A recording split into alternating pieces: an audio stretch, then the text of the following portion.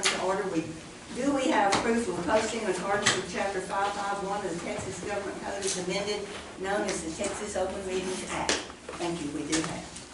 All right. Any members of the public who wish to speak shall each have 3 minutes to address the court regarding matters not appearing on the agenda or on an item appearing on the agenda. Would you like to present to us first? Thank you. Thank you, John. Good morning, everyone. Good morning. I'm Robbie Robertson. I am the commander of the local VFW post, and one of our missions is to remember historic events, particularly military events, and try to do it in a public setting, which is why I'm here today. And it has significance to the county. It's not just this time, it's not just a arbitrary military remembrance day.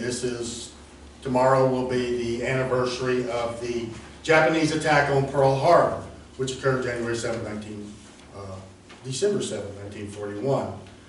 It has significance to the county because of the over 3,000 Americans and local islanders who were killed. One of them was a resident of Freestone County. Our post, VFW Post 5872, full name is the Wilbur Houston Bailey Memorial VFW Post. Wilbur was born on December 22nd, 1919, here in Fairfield, and graduated from Fairfield High School in 1939, and immediately joined the Navy, and was stationed on the USS California in Pearl Harbor on December 7th, 1941, and was one of the 100 members of that boat that were killed in the attack. He is buried at Dew Cemetery in south of here. Has a memorial out there that is dedicated to him that the VFW posted there a few years ago. Of course, so it's something that happened to a member of our community on that day, as with so many across the country. The actual event itself was the Japanese attacking Pearl Harbor, and what was considered an unprovoked act that launched the United States into declaring war against Japan and also into World War II. So that is the event that occurred. We strive to remember these events. They're so easy to forget and to be lost to history. So we're trying to at least remind folks, if nothing else, that our history is important to us, and in all facets. It affects all of us. It has affected our life today in ways that we can't imagine. And so we want to memorialize those who serve in the military, those who give the ultimate, the last full measure. As thank you. As President Lincoln said. Thank y'all very much. Thank you for coming today. Thank you for coming. And it is important that we remember all of the historical things that have happened, and that we keep those people alive in our memories. We really do, because they gave their all for us. Thank y'all. Thanks for coming. Thank you. Mr. Morgan. Good morning. Good morning. We have talked about this noise issue forever, and we had a law passed to protect us, but the State Attorney General gave an opinion that oil and gas can put out all the noise they wanted to. That's crazy. And so his opinion has been addressed to the governor's office, and his people say there's nothing they can do about it. But here in the Texas Constitution, in review of this, it says he can do something about it, and that the State Attorney General does not have the final authority. So I've written a letter to his personnel that sent me the letter to let them know there is something we can do, and I'll be glad when they do, because I've got a log here of blood pressure in my body. And just about every day, it's over 200. And I have to call the sheriff's office and get them to say, hey, turn the noise down, and they usually do. But this is just an atrocity against American citizens. We've had 10 people killed in this county because of this low-frequency noise, and we need to stop this. Thank you, Mr. Williams. Anyone else? All right, if not, we'll go to item number 1, which is to approve the minutes of the November 15th regular meeting and the November 16th and 22nd special meetings.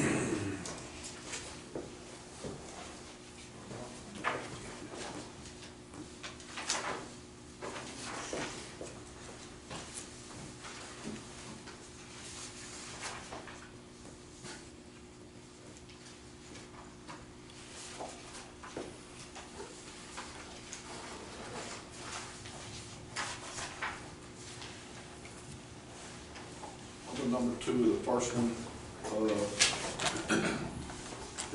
we received revenue in the amount of $2,500 from the TIG Rodeo Association and $200 from the Corsicana Apartment Association.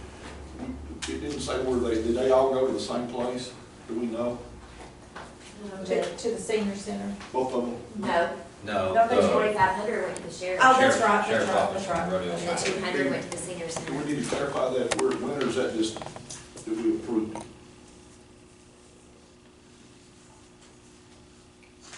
$2,500 went where? Sheriff. The sheriff's office. To the sheriff's office. 200 went to the Yes, senior that's right. center. Seniors, yes, yes.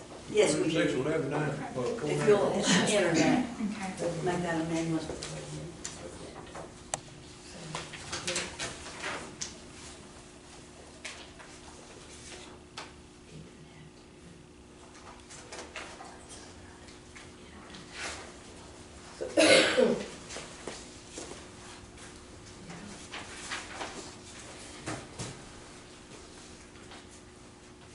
That correction, I make the motion to approve the minutes.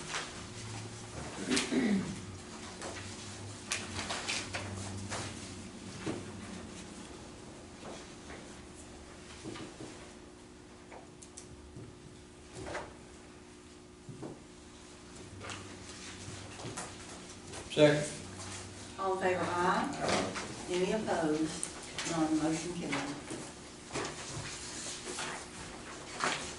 Item number 2 is budget transfers and amendments. There is No action. Item 3 is to approve and pay the bills.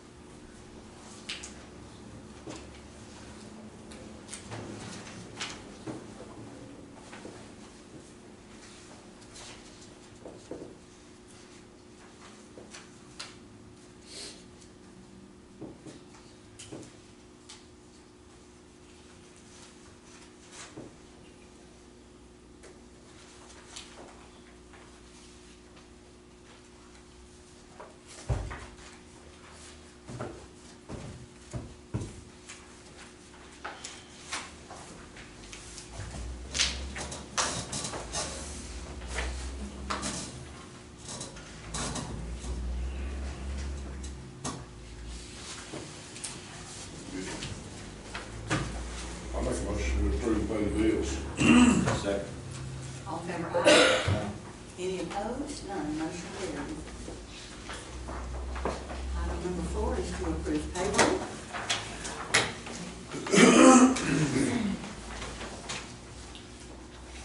Make a motion to pay the payroll. We signed it, good, Yeah. Second. All in favor, aye. Any opposed? None, motion carries.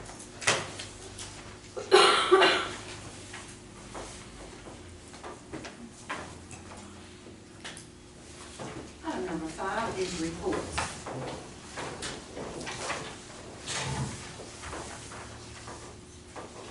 We have the auditor's monthly report for September.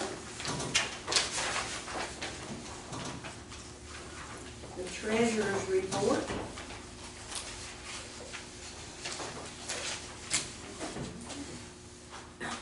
Which is based on that, report for September.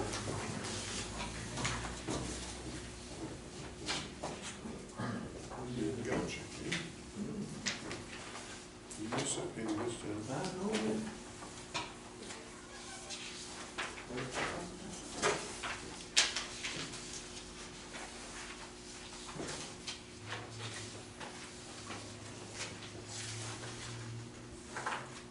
Have an IT report that is dated December the 6th. Discussing all the activities from Dane, our IT person.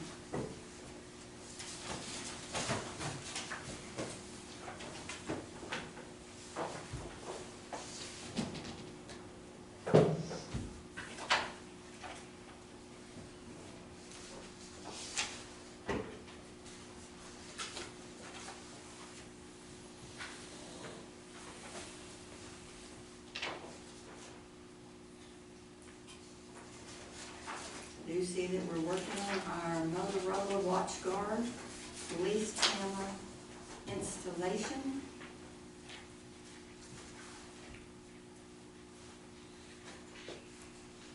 Moving along with some stuff at the dispatch building.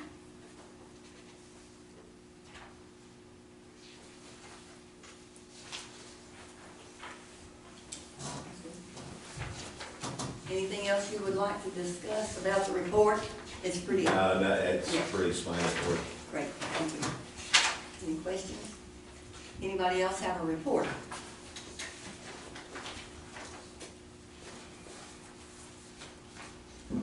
If not, do we have a motion to accept? Just a minute. Yeah, you got an extension, I I do have a tax office report, and it is for November. Out here. which is, Yeah, Jimmy Lawrence. I have a JP report for precinct 2 for October.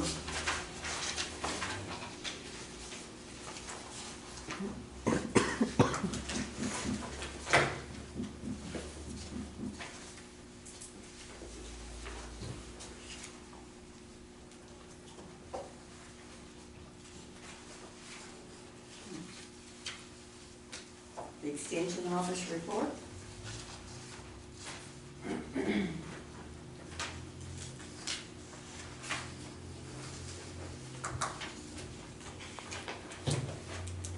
Anything else? If not, do we have a motion to accept the report? I'll make it motion. second. All in favor, aye. Motion carries. Item number 6 is burn ban. No action, no action. No action.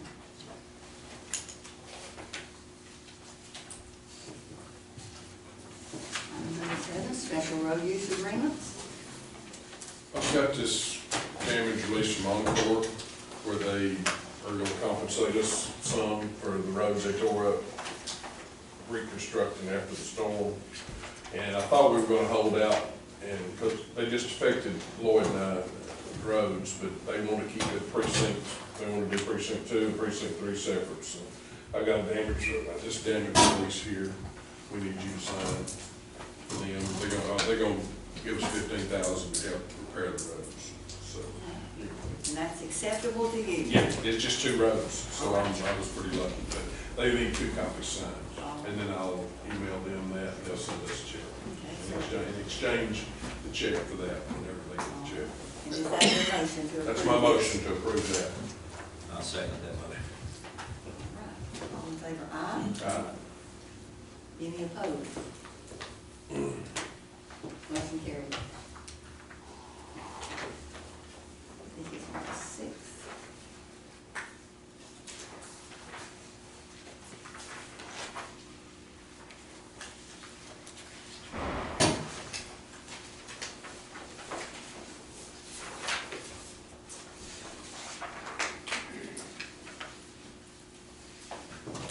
And are you gonna sign Now, I this said when the he gives you the judge, check? now they said they wanted you to sign, the judge to sign.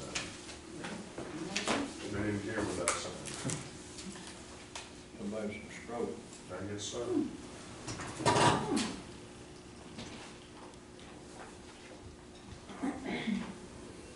But they needed 2 hard copies signed.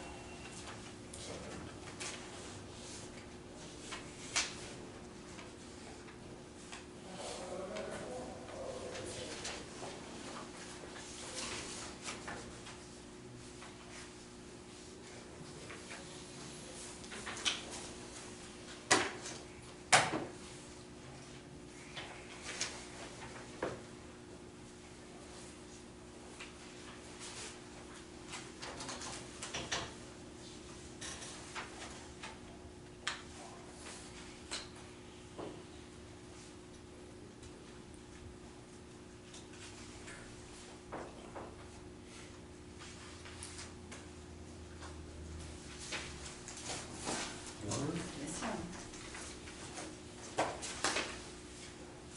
Item number 8 is to approve bonds and education certificates. Back on, number 7, I've got something in here from, Revenue Energy. Yes. They want us to release that. They're requesting a release of bonds. I don't know if we've researched that yet. Yeah, we have It 2. doesn't state, it's a $107 million bond for it. Is that the one where they're wanting, that they bought out the other company and they're wanting Yeah, to we'll release go on that that. one and then they would like to do just one blanket to replace it? But we don't have that yet. So They're wanting to know if y'all are okay with that, is what Yeah, they're wanting on the to know. Hill Court one. Yeah. Yeah.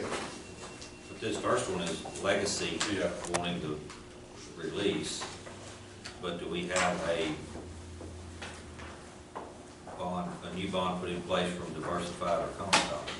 that's what I was asking, and not yet. I haven't seen I think we'll just send the information back to say, yes, we're agreeable when we get the new bond. If everybody is agreeable. Okay. I'll let them know. We'll bring it back when we get the new bond.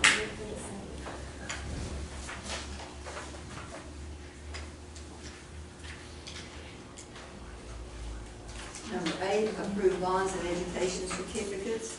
I have a bond for Jeannie Kenny, the treasurer, for $10,000.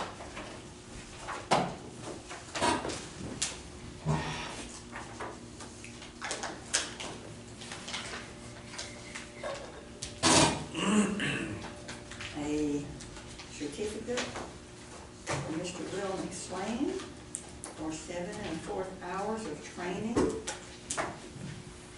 Mr. Clyde Ridge, 7 1/4 hours for training.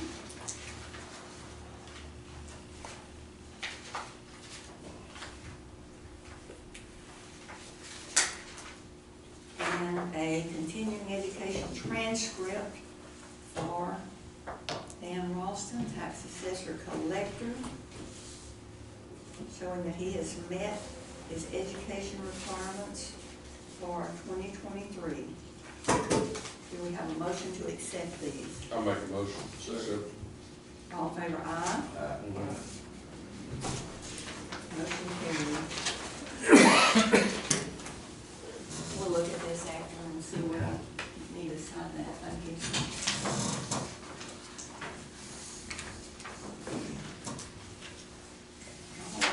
Number 9, in accordance with the 30-day notice of meeting, we're to hold a public hearing on the Freestone County's intent to enter into a tax abatement agreement with Amarada Solar LLC relating to solar energy generation, storage, and transmission equipment. All right, Mr. Dixon, there he is, Mike. Just to give some background here, this is another solar company and seeking to do a abatement and pilot. It's Amarada Solar LLC. It's the solar generation facility will be 300 megawatts.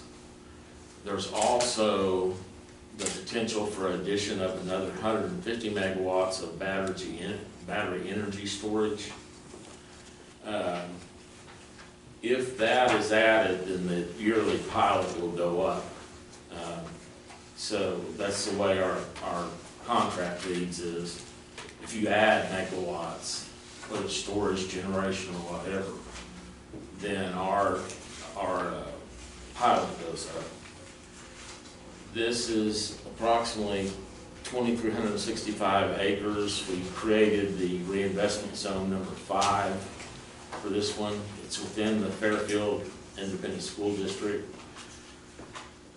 Projected capital investment, and this is on the 300 megawatt solar energy generation only, is $248,400,000.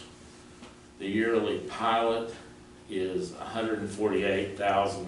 And again, if the 150 megawatt battery energy storage is added, that will go up. As with most of these, are looking for completion dates in 2006, 2007, with the hope that they get done a lot earlier. But with their supply chains and everything the way it is now, post-COVID, they're wanting to be careful. They want to be conservative with their dates. I would like to see the dates earlier, but I can understand where they're coming from. And it is a massive undertaking. The agreement has a road use agreement, just like the others, providing that, they will fix the road. If they tear it up, they'll maintain the road during their operations to the extent it gets wallered out or anything, and then they'll bring the road back up to the county standards after the project. Also provides for protection against use of undesignated roads. The roads will be designated that you can use, and then if undesignated roads are used, we can do a contractual fine against them. But if anybody has any questions, then, well, I'll give you that. So actually, all that is just to give the public and you the background of the request for today, and then you can hold the public hearing. Are we gonna hold the public hearing this morning? Yes. All right, so you've given us the background, and it is 9:30? 9:31. We'll open it for public hearing then on the Amarada Solar LLC. Do y'all need time to review those agreements, or? I was gonna ask on this, $493.75 for each, megawatt, that's added. Where did that number come from? That comes from dividing the original, pilot over the number of megawatts. I mean, it comes from, if you add 150 megawatts and multiply it by that number, that would be the increase. How much that come up to? Yeah, so what you're saying is that $148,000 per year for 10 years, based on 300 megawatts, Mhm. that's where you get your 493. Right, So we could multiply that times another 150 if they right, However many they go up. exactly, Mhm. or however many they go up. Mhm. But we don't decrease if they go down. Sometimes, you know, they don't build up to what they're supposed to, or, you know, there's just maybe a act of God happens to a portion, and they don't want to reactivate that. It doesn't matter, they still have to pay the same pilot. It's locked in, except if it goes up.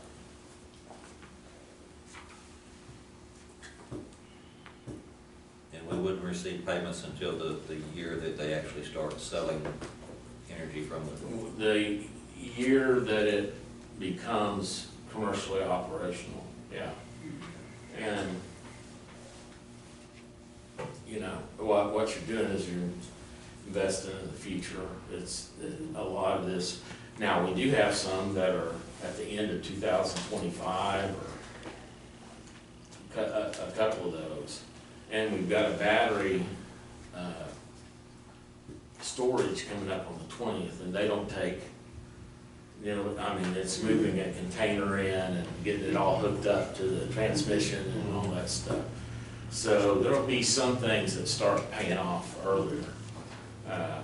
But I can understand, you know, they're gathering funding, they're buying or leasing properties. All that stuff takes a long time before you ever get to the actual designing and building of the facility. And hopefully they've got most of that done now, and they can get started in earnest on the facility.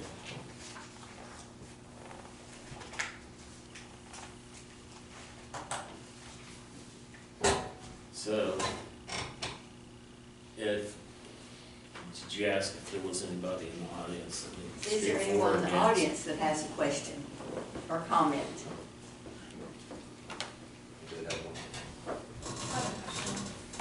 So when you talk about the battery portion of it, when will that be decided?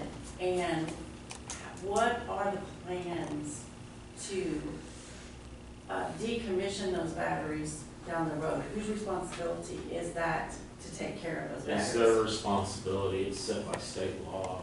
The state utilities code provides for decommissioning.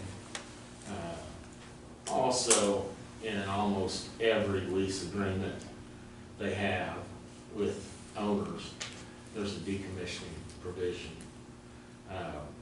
We have a decommissioning provision in the contract that says they must comply with state law as to decommissioning. So what happens if there's contamination? Well, if there were contamination, we would, and we were notified of it or found out about it, we would work to shut it down or to get it repaired, because we can't have that. When they come in on battery, they usually have